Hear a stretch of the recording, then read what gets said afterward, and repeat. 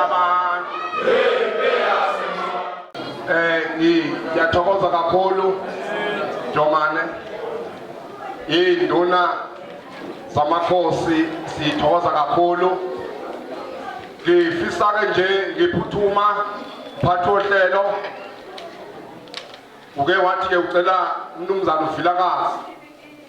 asifanani ke sisaba abantu bebaningi kodwa ke ngifisa ukwedlula kule item yokuthi ngobani abakhona la phakathi kwethu si neinduna ngokufishanisa zobukhosi bakwaMdlalose kodwa enseka ekhona phakathi kwethu nengizocela nje ukuthi ziphakame zonke siziphe ihlombe ekhona la phakathi kwethu. Ngicela sibaphe ihlombe. Phakathi kwethu sineinduna ekhona ekhosini basothaka khona la kwabheka umthetho ekhona phakathi kwethu nazo ngizocela ziphakame siziphe ihlombe namaphoyisaso mayikhona phakathi kwethu Jomane sineinduna zabo futhi ubukhosi bakwaMdlalose kusabalele kodwa ebukhosini bakwaHlahla indlela ekhona phakathi kwethu nengizocela ziphakame siziphe ihlombe.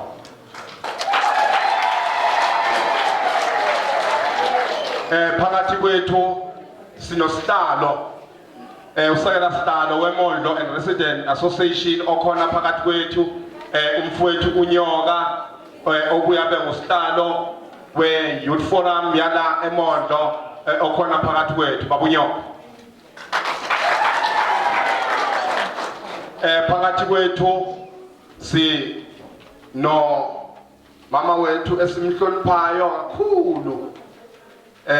uMrs Mhlongo okhona phakathi kwethu isifundiswa nje sethu salapha eBaqulusini uke waba umphathi ke wekliniki ngapha eHlobane. Siyathandaza nje ukuthi ngalolu yasuku avuke sesimele eParliament. Phakathi kwethu sinabefundisi ngicela befundisi nje baphakame bonke sibaphe ihlombe ukuthi bakhona phakathi kwethu abefundisi.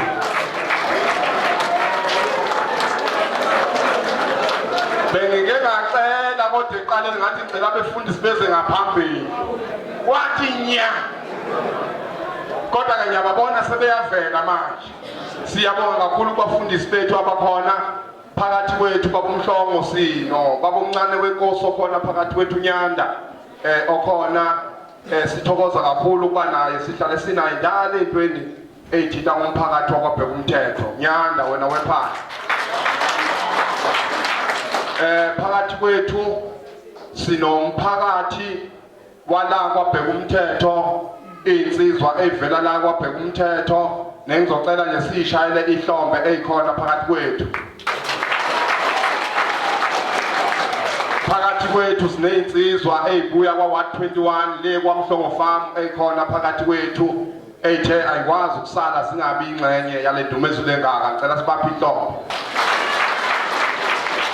Sibe nezinsizwa ezibuya lapha phesheya kwaB ezikhona la phakathi kwethu ezithe sizwile ukuthi kuhlatshwe umkhosi zathi ayikwazi ungabi ingxenye. Ngicela sibaphe ihlombe. Babuya kwaWard 20. Sibe nezinsizwa ezibuya kwaWard 17 le phezulu ngakwa 1010 ezikhona la phakathi kwethu ngicela sibaphe ihlombe. Sibe nababuya kwaWard 18 ngizocela sibaphe ihlombe. Bakhona nababuya kwaWard 12 nakwaWard 16 ngizocela sibaphe ihlombe. Nami ke ngikhona. Sithokoza ke kakhulu mphathi ohlelo. Ngifisa nje ukufishanisa ngizokuthatha isikhathi eside uma ethi umphathi ohlelo ucela ngize ngaphambili ngizosho ukuthi kungani sila akusiko umhlangano lo. Angithi sebajwayela kwabheka umthetho masihlala kanje sokumhlangano abanye beza bethi ngichathe ngifuna ukubuza ukuthi ngabe ngempela ugesi uphi. Namhlanje ke bakithi asibuzi igesi asibuzi lutho. Angithi ngoba sengishilo njengokhansela ukuthi akusiwona umhlangano kodwa esiuzelela ukuthi sizothi siyabona kubafowethu yingakho nibona nje namhlanje kushintsha ngisho ukwenza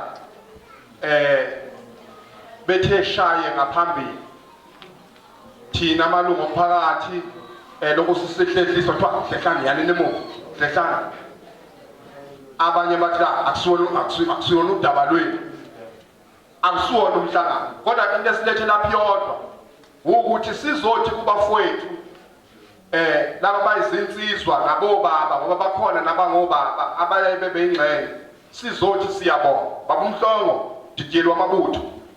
ngesikhathi seCovid umuntu uke wathinteka kakhulu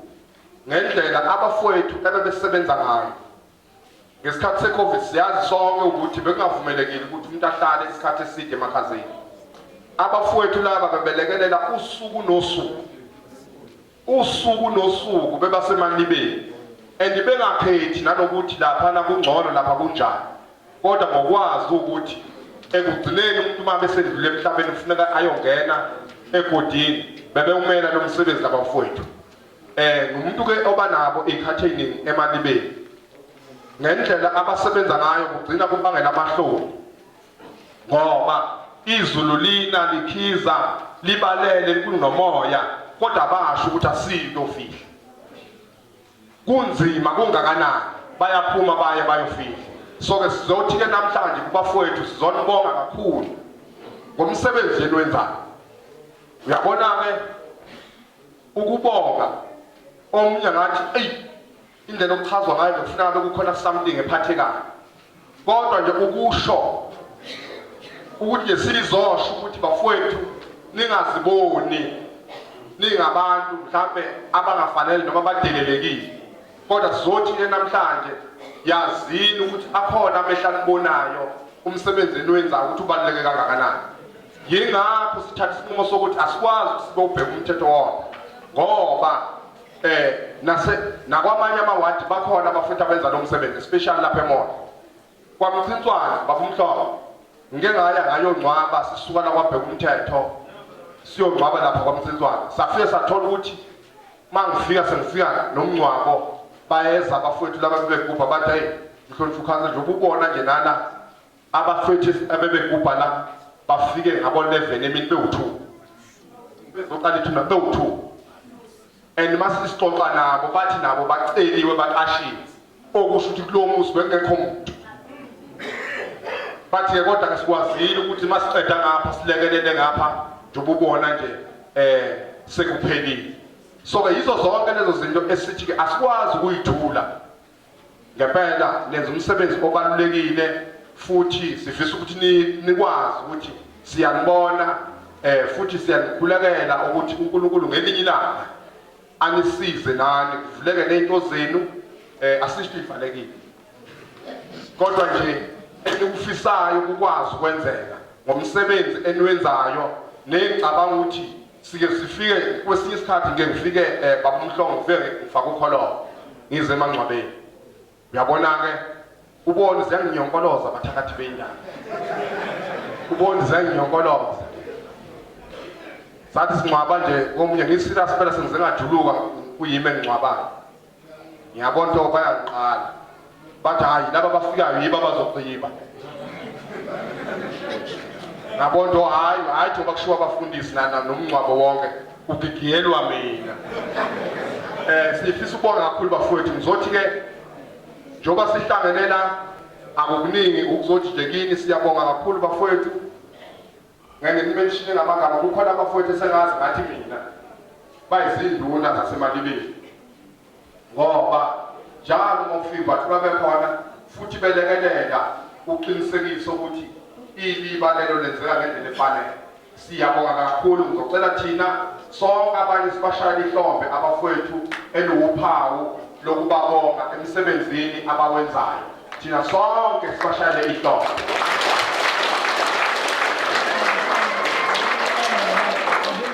kodwa ke babumhlobo sengihlala phansi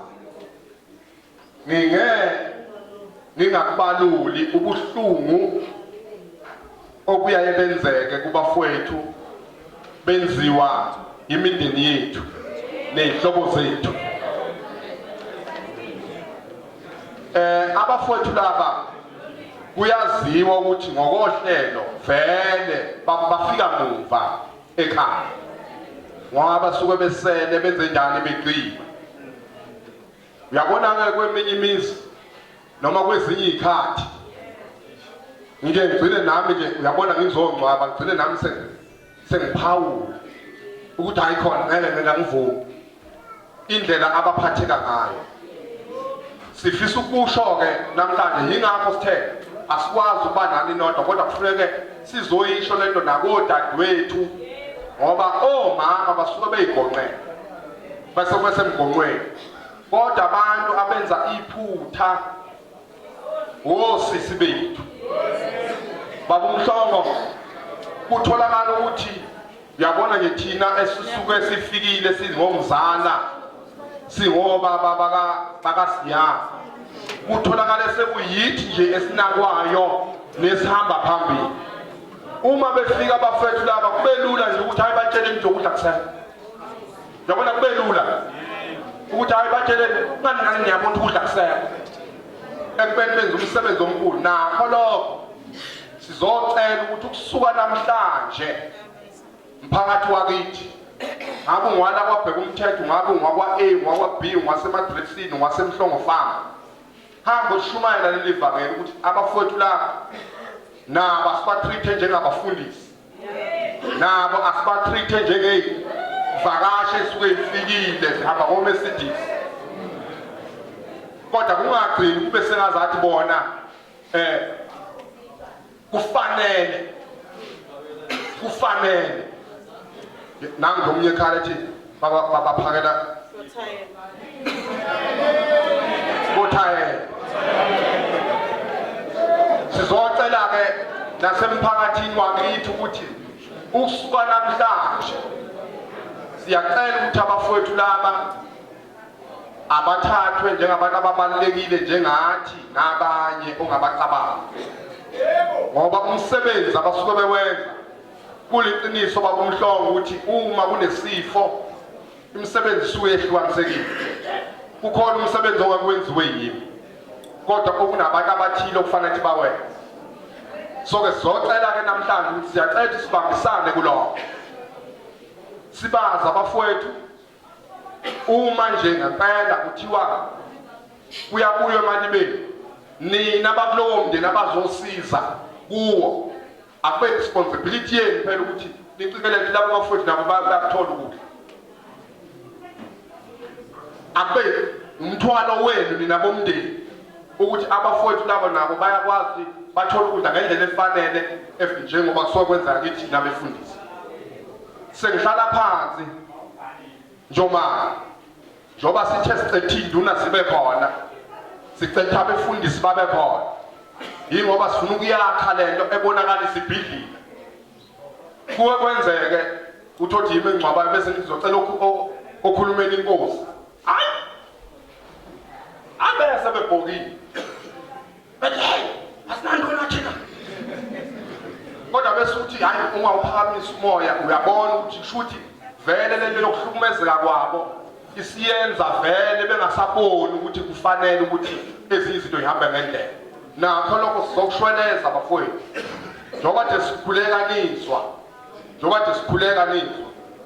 thina njengohulumeni thina amakhansela asinalo izwe ngelamakhosi thina amakhansela asinalo izwe kodwa izwe lingelamakhosi. Amakhosi anenduna ngeke sibalekele ukuthi induna ikhona nedi kufuneka silungise lokho esibona ngazathi kwenza kube sengazathi kuyashelelela ukubambisana kwethu kanjalo babumhlongo nakubefundisi njoba singeke ngaveza nami bake bathi kungivivinya nakubefundisi usuyabona ikhona lento yokugcina nje kungasakwazi ukubekezelelwa befundisi kodwa futhi besubona ukuthi hayi isimo esidinga ukulungiswa. Sizocela ke yingakho sithe uma sinalo umcimbi wezinsizwa zakithi ezisilekelelayo kakhulu kungakuhle ukuthi nezinduna zibe khona ukuze siqinise siyakhe lento abefundisi babe khona bazi ukuthi njengoba nje sikhona sidinga ukubambisana kungagcini kudonsa amavesi kusuka ekseni kuze kuyoshaya o1 izulu liyana ilanga liyashisa lokubehlele imali bengapha lokusithe uJona wanyuka kodwa kube nani lokubambisana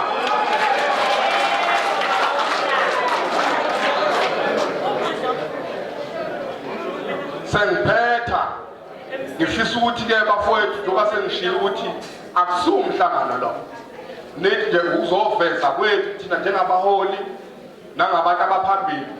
ukuzonikeza isiqiniseko sokuthi umsebenzi wenza siyawubona hayi asiwubona yingakho umcimbi wethu wanamhlanje ubungeza ukuhanjelwa zimeya noba kodwa bekuza undunankulu kaZulu uqobo ezoba phakathi kwethu ngenxa yemisebenzi eminingi anayo yingakho esithumelele ukuthi kube khona umdidiyeli wamabutho esilo okhona phakathi kwethu ngoba sikholelwa ukuthi le idinga thina njengomndeni ngoba uma sibizeni na njengensizwa ngikuvezile kundunankulu ukuthi ndunankulu abafowethu laba esiyobabonga namhlanje iningi labo bangobaba emakhaya abasekho baba sekuyibo obaba soke siyofisa ukuthi ndunankulu nifike uma ufika ukugcizelele nakho lokho ngoba akasekho omunye ubaba sekunguye ubaba njoba esele nezingane zakwabo nezingane zodadewabo nezingane ezikhona ebaleni usewubaba akekho omunye ubaba ngakho ke nakho lokho asikwazi ukuthula ngathi asikuboni ngoba abanye babumhlongo behlelwa leso simo engakulungele simjume eyithuke sobaba wekhaya engakulungele and ingekho into eshoyo ukuthi kuye uqinele ukumelana naleso simo bese kugcina kusethwa niyawubona umuzwa wasibanimani usiwaba yini yokudlala hayi ngoba enza ngabo kodwa ujunywe isimo kwayithuke sobaba engakulindele noma ke engeke esimeni sokuthi leli khaya yimi esengizobhekana nayo okusho ukuthi yonke into yakuleli khaya angisezi ukuthi ngisayobuza kuba kodwa sengizobuzwa kimi so ke nakho lokho yingakho sithe undunankulu wethu uzoba khona ukuthi nakho lokho kugcizelelwe ngoba abekho abanye obaba ngempela futhi yini bafowethu ngabona njengoba nje usele nodadewenu nezingane zodadewenu abazali abakushiya nazo lalela akekho umnyozo uqhamuka ngubaba wakulelo khaya and imali iwalelo khaya noma kwenzeka noma yini lelo khaya siyobuka wena njengesehluleki uma ulithanda ikhaya lakhe ngeke uvume ligcwaneke ngokuthi wena unjani ubudedeli so ke ngalawo mazwi ngifisa ukuthi ke ngisho ukuthi ingane zakwethu sibonga kakhulu bengingethemba ukuthi nizoba bangaka bangithethisile abanye bathi hey uyasikhatha omunye ufike nje ngo1 ebusuku la bo2 bethi uyasikhatha ngani siyasebenza thina yini ithi partner week okwenza sathi partner week yingoba vele imvamisa yini bafethu esuke nikhona emakhaya enenza lo msebenzi so yingakho sithe ngeke siwenze ngeweekend sizowenza partner week ukuze siuqondanise ngqo nabantu abangabanikazi bawo ngalawo mazwi ngifisa ukuthi ke ngibonge kakhulu